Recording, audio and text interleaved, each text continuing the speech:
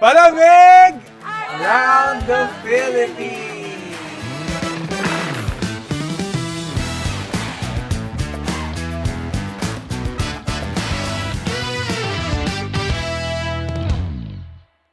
Alam nyo guys, summer in the Philippines is so unforgiving. It can go from 32 to up to 40 degrees Celsius. So nothing really hits better than an icy, sweet, unapologetically Filipino palamig. Pero ang palamig hindi lang siya pangtapat sa tag-init. You will see in our video that each ingredient has its cultural and historical significance. Our obsession with icy sweet drinks or desserts actually started thousands of years ago. So the earliest shaved ice desserts were recorded as early as 1000 BC over at China. But in Japan, only the aristocrats were enjoying kakigori. I'm sure you've heard of that. It's shaved ice with sweet syrup. Fast forward to the 1920s, some authors have attributed the introduction of this dessert to Japanese migrants who began selling shaved ice in Quinta Market, Quiapo, which they sold with red or mongo beans, sugar, and milk, and called mongoya. That simple cup of crushed ice has later on evolved and adapted with Filipino ingredients such as nata de coco and kaong, which we now call halo-halo. Almost every tropical country in Southeast Asia built its own versions and variations. Indonesia has es kapur, popularly topped with coconut milk or syrup, condensed milk, and a medley of ingredients like fruits, jellies, and basil seeds. Thailand has nam kang sai, with black sticky rice, chestnuts, and coconut. Cambodia has tuk kok chus, with jelly, basil seeds, jackfruit, and taro. What's interesting about these is that every version makes use of each of the country's rich tropical pantries with the use of local fruits, legumes, and starches. Which brings up something you might not have noticed before. Why do our traditional palamigs barely use wheat and dairy? Unlike Western desserts that usually make use of flour, butter, and cream, Southeast Asian desserts are rooted in what actually grows here. Wheat doesn't thrive in tropical, humid lowlands, but rice and legumes do. Dairy also never became the default here, like in Western countries, partly because a lot of Southeast Asian countries are lactose intolerant. And we also had our own version of dairy, which is coconut milk. In this video, we'll take you through some of the most beloved Filipino palamig, from the classic halo-halo to the regional treasures like Knickerbocker, Buko Sherbet, Ginumis, winter melon halo-halo, Lamaw, and even the more playful or unusual concoctions that just show how creative Filipinos are. Siyempre, hindi mawawala ang halo-halo when we talk about palamig. And honestly, what I love about halo-halo is you get to put whatever you want inside. I remember growing up, there was a place called Coleman where you get to put whatever toppings you like. And that, honestly, is my favorite part about making halo-halo. So I'm just gonna start layering it from the bottom to the top. Let's start first by adding ube halaya to the sides of the cup to make it quite the aesthetic. So, fun fact, the Japanese actually introduced halo-halo to us. They have their own version called kakigori. And for me, the only difference is mas pino lang talaga yung ice. Pero I'd like to think the Filipino halo-halo also has its own distinct flavor. Ayan, so we put some ube on the sides of the glass. Not everybody likes red beans, but I personally love red beans on my halo-halo. So I'm just gonna put a little bit at the bottom. I'll also put some white beans. Let's add some sago.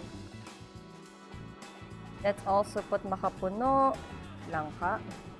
Let me add a little bit or a lot of corn because this is one of my favorite sahog sa halo-halo. Ayan. O nga pala, gulaman pa. Hala, puno na yung baso.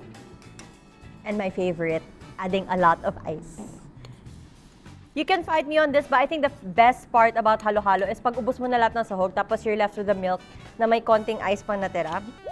That is the equivalent of cereal mix. Sarap! Sabi nila, the best way daw to know if you have enough evap in your halo-halo is if you could see that the bottom part with the ice already has milk. So, I have my evap ready. And syempre dahil espesyal ang ating halo-halo, hindi mawawala ang ube ice cream. Honestly, you can eat it however way you want to eat it, but kung gusto mo yung pinaka-best is you have to mix it. Maghahalo yung tamis ng ice cream, ng mga toppings mo. But then, when I mix it with leche flan and ube halaya, I make sure to like eat big chunks. I don't like leche flan, that's why I didn't put any in my halo-halo. He doesn't like leche flan. I was like, huh? Yeah, halo-halo. Hindi ko pa natitikman. Halo-halo. No, it would be super nice on a very hot day. No? Like, thankfully, most neighborhoods, there will always be that one house who will set up a plastic table outside.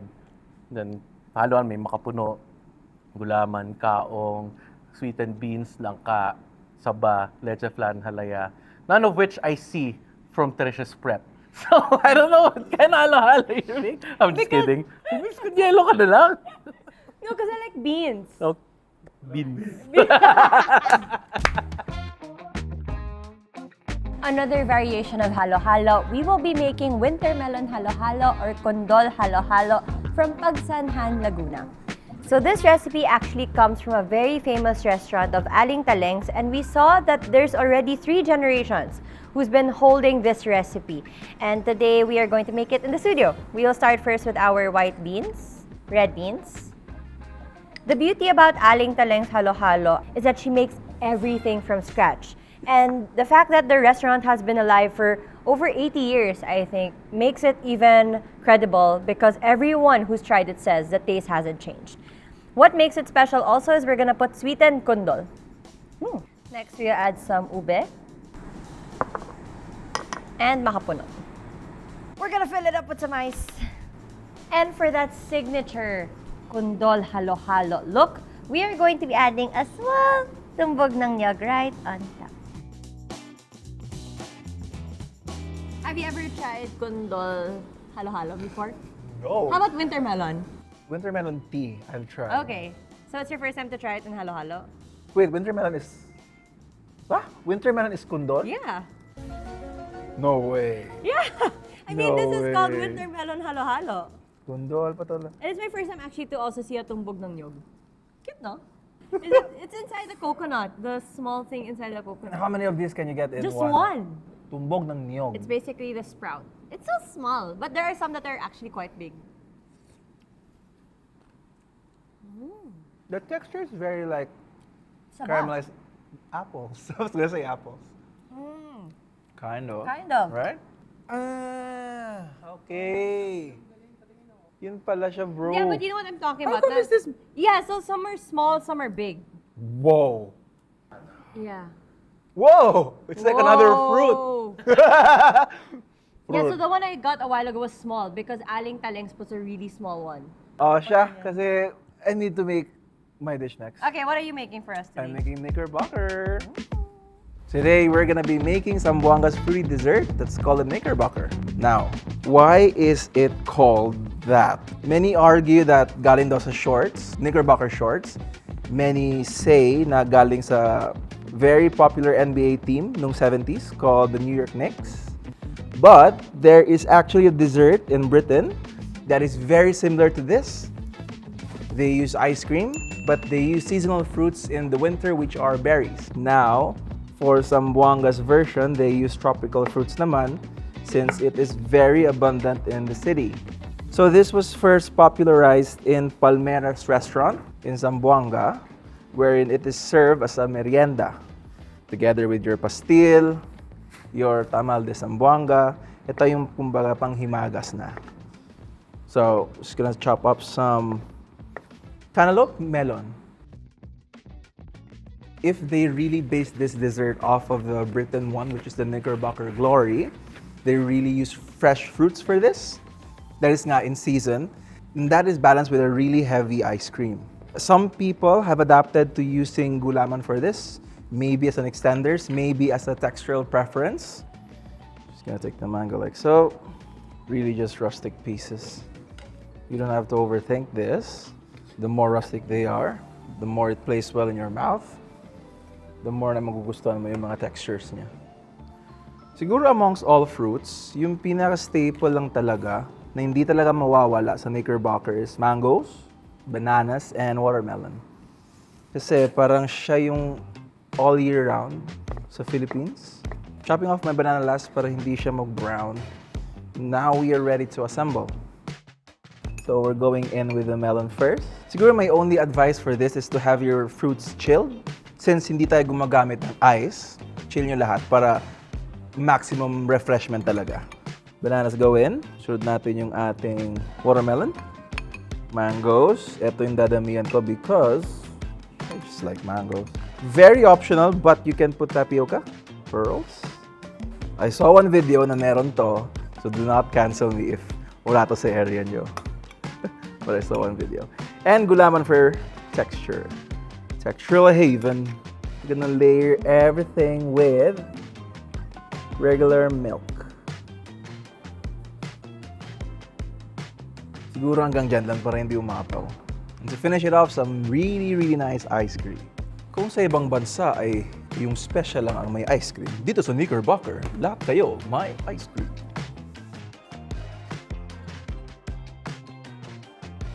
Para sa'yo to, Chef, kasi alam kong gusto mo ng fruits and, you know, ice creams. Gusto ko nga It's ba? nice. It's nice. So it doesn't have ice, It right? doesn't have ice. You just have to chill everything. Oh, I've always been curious why it was called. The Knickerbocker. Yeah. Yeah, according to what I. Yeah. Yum. So there's a very similar dessert to this in Britain called the Knickerbocker Glory. I really think it's from there. Yeah. So instead of using tropical fruits, they use like winter fruits, like berries. Yeah. Still ice cream and parang cream ata. This one obviously is. So I'm guessing if it did come from that, the main difference is gonna be Knickerbocker Glory will be more tart. Yep. Mas may bite yung fruits niya. Tayo, since tropical country, more on fleshy fruits tayo. Man, this is really good, man. Meron bang mga modern variations to sa inyo? Hindi ako taga Sambonga, Chef. Hindi ba? Sa amin. Wala eh. I like it. No, it's pretty good. Like, I feel like this is lighter in demographic niya, yung sensitive sa lamig masyado. What are you making next? I'm making mais con yelo. No, I'm just making mais con yelo. Tapos syempre, Alright. again, dahil con yelo siya, gawa na rin ako ng saba. Not a lot of cooking involved, especially for the mais con yelo. First, I just need my crushed ice. Okay, so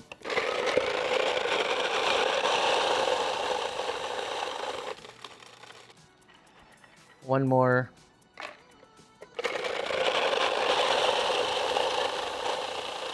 Right, so the first thing that I'm gonna put is the cream corn. Siya yung magandang base kasi nandyan yung tamis. Ito yung magiging body ng mais con yelo mo once you mix it all up. Ayan, some corn kernels. At this point, I would put a bit of ice. Yung iba kasi dire-diretso eh. But ako gusto ko medyo layer-layer. Para, I mean, just like making your nachos, I think the perfect nachos is a layered one.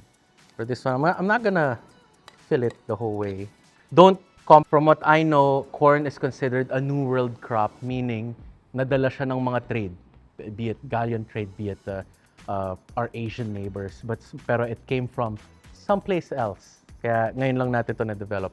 And the name itself kind of shows you kung anong era siya dumating. Mais con yelo, it's Spanish. It's corn and ice. So for this one, ripe saba, cut and simmered in water and brown sugar. No flavorings or anything. So assembly niyan super quick. Just get your ice, loosen it up.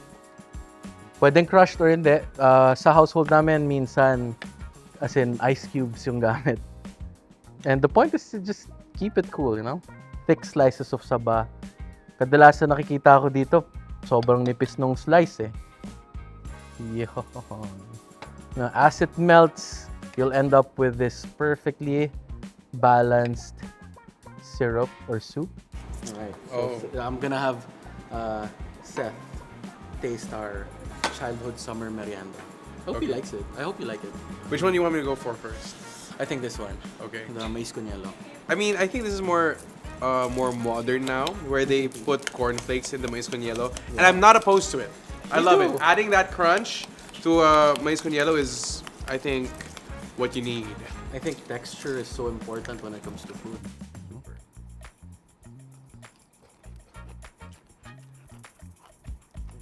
Diba? Parang biglang may sumigaw. Umuwi ka na, wala ka na namang sabihin sa likod. Ganun. Yun yung ano ko eh. Umuwi ka na! Oo, diba? Biglang nagpa-flashback. I think very key when it comes to mais con yelo is people tend to forget to use cream style corn. Yeah. You know, like people don't utilize that as much. And when you use like cream style corn and different corn goods, you create different layers of flavor. Yeah, kasi syempre kapag kernels lang yung gamit mo, matagal eh. You only taste the corn when you bite it. Pero if you use creamed corn, once you mix it properly, lasan-lasa na talaga. Ay, but before that, ito muna. Ito yung mas madalas gawin sa bahay talaga. Yung minatamis sa saba, tapos we serve it with either ice cubes or crushed ice. I've never tried it super warm though.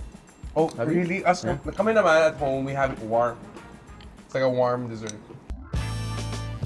I'm gonna be making a Buko Sherbet, whatever it is.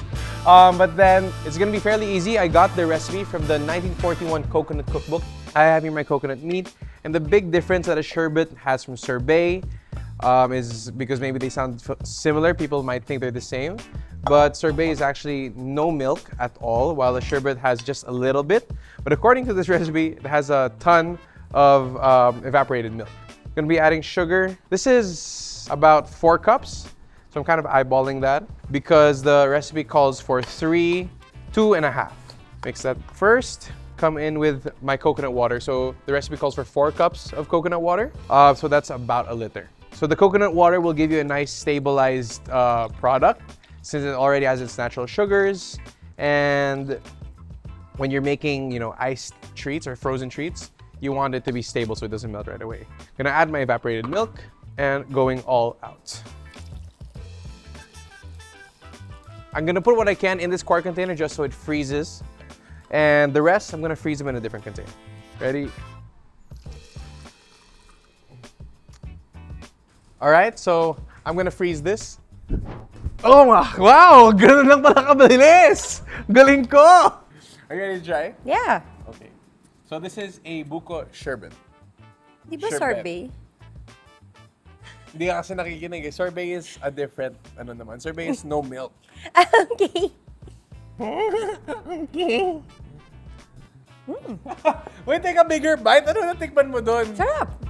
It's like coconut and condensed.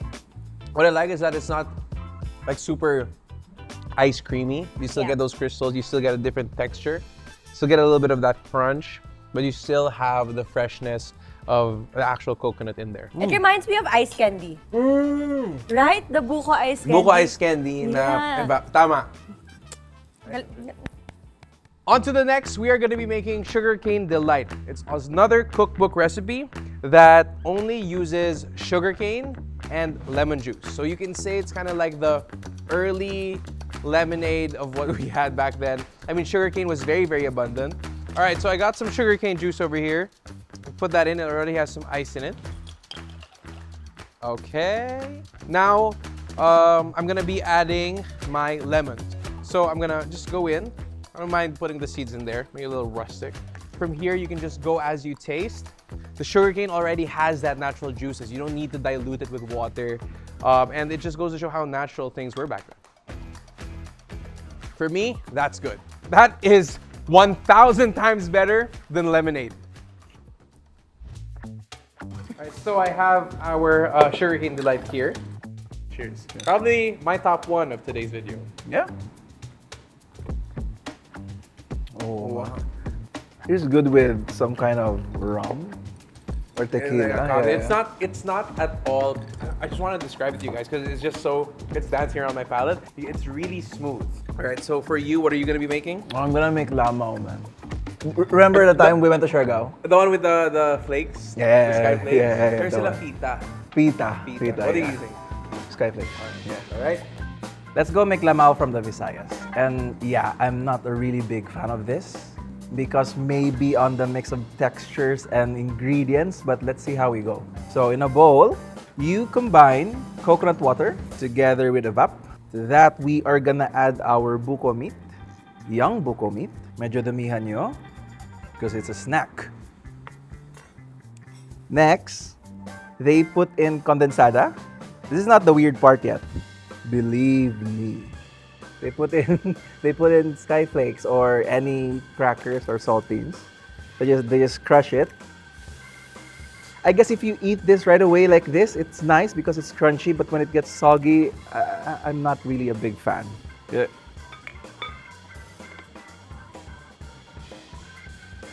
Royal True Orange. Or sa Bisaya pa, orange. Alright. Oh! Okay, now to this, we are gonna add lots of ice para maging malamig siya. Because again, this is Palamig. It's a cold refresher for a very hot tropical climate.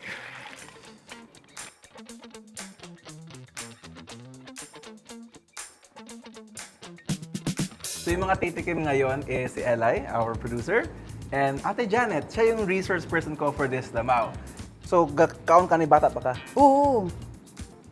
Specialty sa amo ni. Basig, dili yung good Bisaya, ano? Okay, I'm gonna put here. Yeah, kunwari may naintindihan si Eli. Okay. So, kanite, tagpita man yung kuan anite. Takos. Di man na baligya kay kana ra mang naay okasyon halimbawa nga na og moadtog bukid mamutong magkauban ng mga magka-eskwela kaklase nga na magkuan mag-share og kananay halimbawa kanang biskwit imuha royal nga na share tapos maglahi ng tag-iya sa butong mo yung For example, if na ako'y chocolate, pwede na ako ibutang. dili Dili pwede chocolate. Unsay mo Di ba ganahan? naman good? Crunchy nga skyflakes or kanang sogi-sogi na? Crunchy. Na, sogi na. Ay, Dili daghanap po na. Daghan na kayo ni? Unsa man na siya? Mas dagang sabaw? Sabaw, oo. Okay. Sige. Kamura bitaw mo tilawan. Latilaw po doy. Para kay baw ka. Cheers tayo. Oo nga, ako Cheers. nga eh. First time ko din. Yes. Cheers. Oh. Unsay ayaw man nimo diha? Tanan? I think it's because of the royal. Wait lang. Hindi ko makuha yung lasa niya. Matamis, It's very matabang, refreshing. or malamig lang? Refreshing siya. Yes. Pero mas parang nagmi-mix yung buko juice na and royal sa fita, sa Skyflakes. Tapos hindi ko maintindihan yung lasa. Pero okay siya, refreshing siya. It's very Hindi refreshing. naman siya masama na lasa. I guess it's Feel ko acquired taste acquired taste siya. Yeah. Alright. Huwag niyo muna ubusin kasi si nagagawa pa ng Sago't Gulaman. One of the classic Filipino palamig and merienda staples, I'll be making Sago't Gulaman. Adding our crushed ice. Next, our gulaman. Next, our sago. And we have here our arnibal. So it's super easy. 1:1 water and brown sugar, but we are leaning more traditional, so we use pandan leaves for aroma. Okay, I'm gonna add more crushed ice at the top. And depende na sa inyo kung gaano yung katamis gusto yung Sago't Gulaman. You can add more arnibal, or if it's too sweet, you can add more crushed ice. And there you have it. Super easy. Have you had Sago't Gulaman before? I love Sago't Gulaman. Yung naka-plastic cup pa. Na Oh, tigta 10-15 pesos. Yung alam ko lang sa Shumayan to eh. Yun nga! Ayun ba yun? Ata. Try natin. Ito parang social parang ma-aristocrat levels. Ay! Matubig na siya. Hindi siya ganun matamis. If you want it sweeter, you can add more. It's not sweet. And I don't taste as much of the banana extract. Ano siya? This is traditional recipe. So it's pandan leaves. Hindi siya banana essence. Pandan. Social. Your historical recipe. Sarap. I like it, Ina. Sarap. That's worth more than 10 pesos.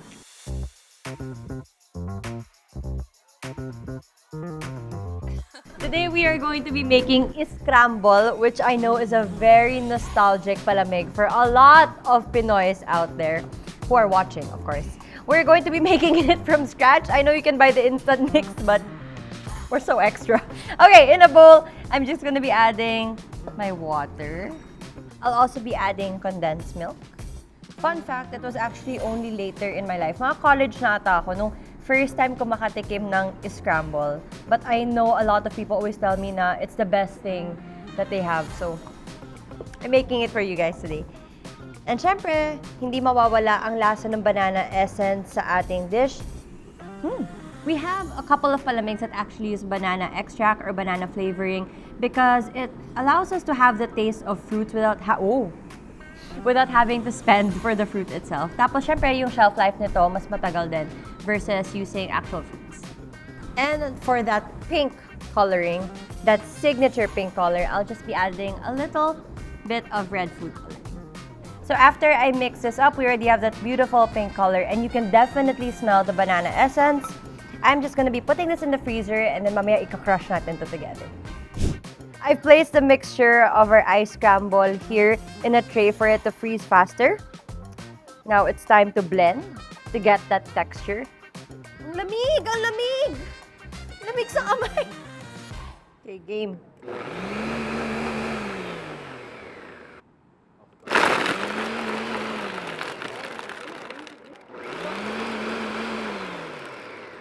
One, two, three, go!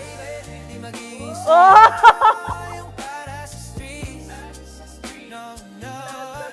Just like in traditional scramble, we'll put chocolate syrup.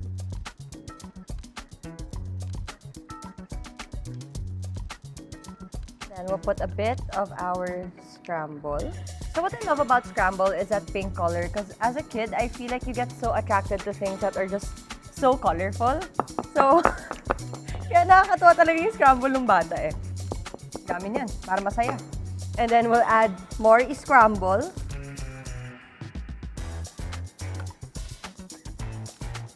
And a good amount of chocolate chips. I know some people also like it with marshmallows. Well, this is what we got. Ayan na, ang ating scramble.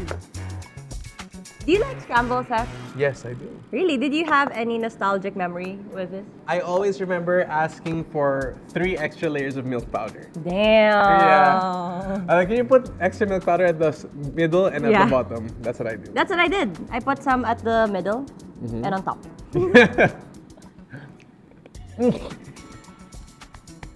Ang laki ng yelo, oh. Ba't ba pag ako lagi may atraso ka? At ba may lagi kang ginagawa sa akin? Dati may bato yung kanin. No? Nanda-target ka na eh. Did you know, Seth, fun fact, was that scramble actually has the taste of banana essence. And Oh, really? I didn't know that. really? I didn't know it had banana essence. It was after World War II that banana essence became a thing because, you know, fruits were very scarce. Yeah. Well, with banana essence, we're able to make a lot of palamigs like this. We were able to make gulaman na rin. Oh, that's where it gets its fragrance from, the banana essence. Okay, I didn't know that. Fun fact. Sarap. I'm making Filipino ice drink called Ginumis. So para borderline dessert nga din siya, depende. Ako, na-encounter ko naman to more on restaurants, Filipino restaurants. The difference between this and Sago't Gulaman is meron din siyang arnibal, pero yung gamit nila para dun sa syrup is coconut sap sugar.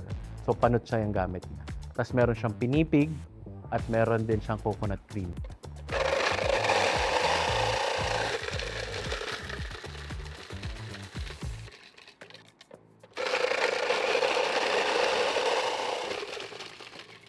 So, gawin muna natin gulaman, sago, and arnibal.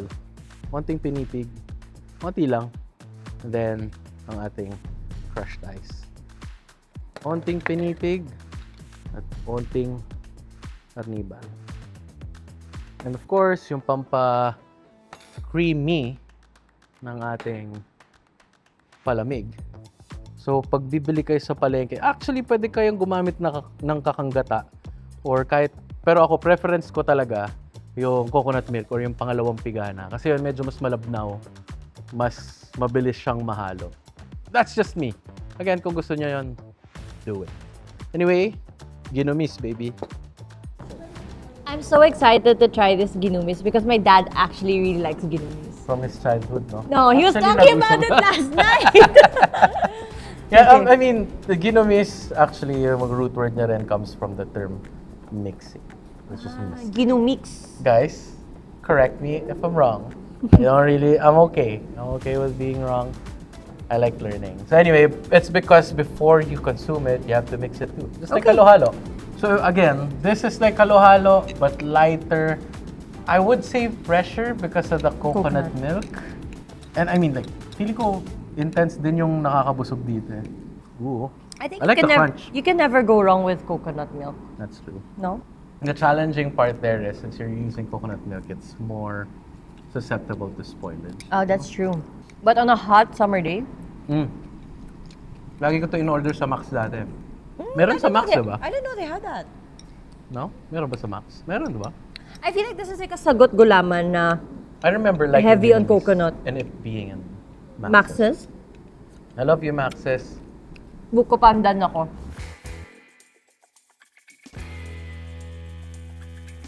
So for my next Palamig, I'm gonna be making a crowd favorite, which is Buko Pandan.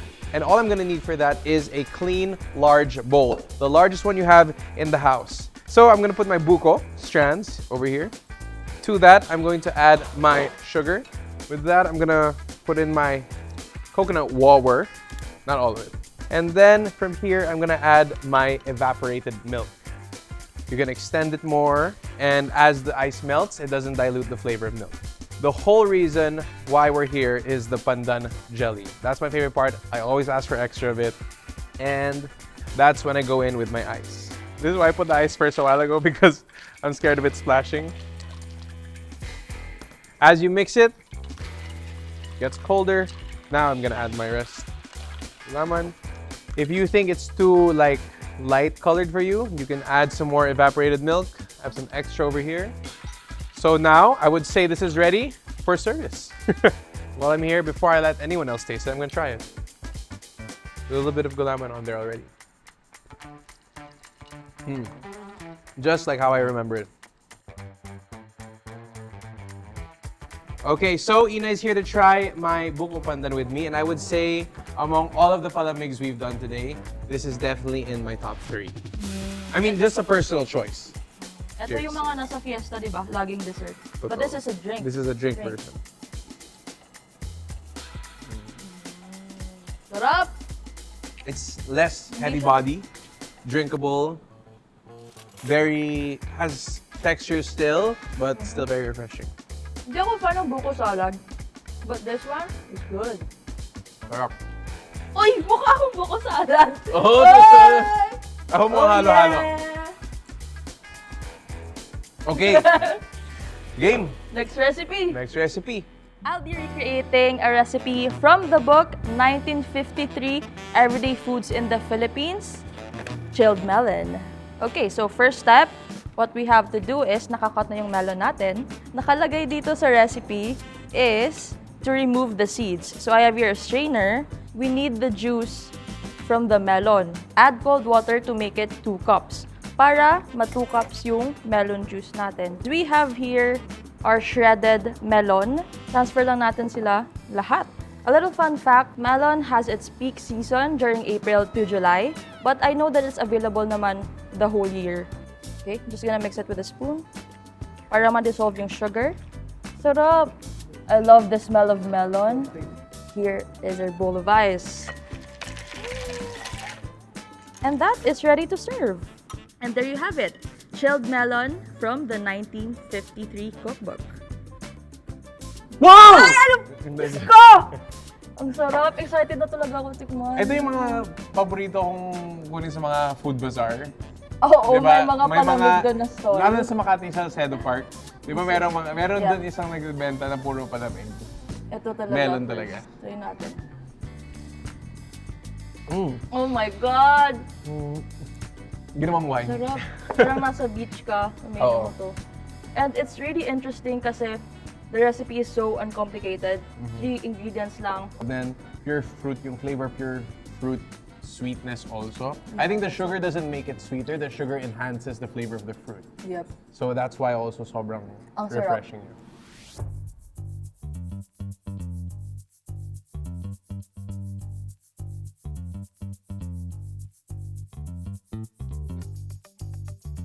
This is a little bit of a recent addition to the Palamig series here in the Philippines. Okay, so cheers. Whoa! Tastes like gulaman. Magical! Magic. It's artificial. Tastes like magic. Tastes like gulaman. Tastes like gulaman. Okay, so it only has 4 ingredients. Flavorless gulaman, clear, water, banana essence, and ice. Sugar. Okay, so what are your favorites of our Palamig series? I mean, this is the first time we did a lot. Oh, in one video. But then since it's Palamig, we can't dial it down to 6. So, any favorites of the day? I like the Magic Saba Mais con Yelo, but I also like your Buko Sherbet. Okay. Favorite ko yung sugarcane delight. Just lemon and sugarcane. Grab. Para siyang, for me talaga, I keep saying this since a while ago, para siyang lemonade times 1,000. Hindi siya super tamis kasi yung sugar cane. Oh. And it's natural sweetness. Ikaw, Sam. Lamaw. I love the kundol. Surprisingly. Yeah. Kasi yun lang yung natikman ko.